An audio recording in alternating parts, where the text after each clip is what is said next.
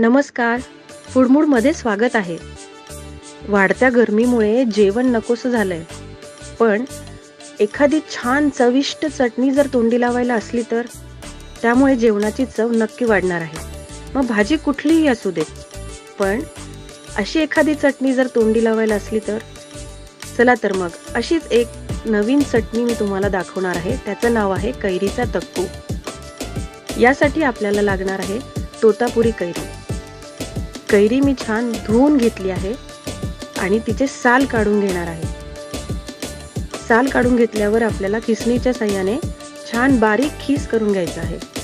पण आपल्याला ह्या कोळी फेकून द्यायच्या नाहीयेत. यापासून मस्त कैरीचं आंबट गोड वरण होईल. आता तयार किसामध्ये आपल्याला हळद, लाल तिखट, चवीपुरतं मीठ आणि चवीपुरता गूळ घालायचा आहे.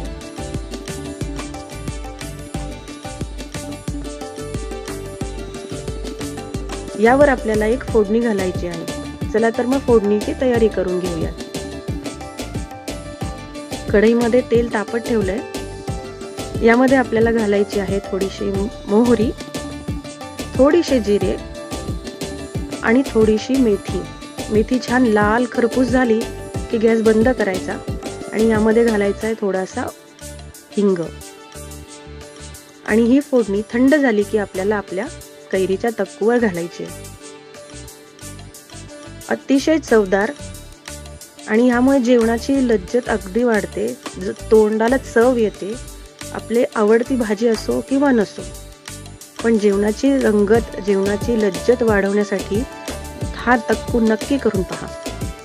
फोडणी न घालता हा तक्कू महिनाभर टिकतो. जेव्हा आपल्याला तक्कू खायचा असेल त्यावेळेस फोडणी घालावी आणि तो खायला घ्यावा.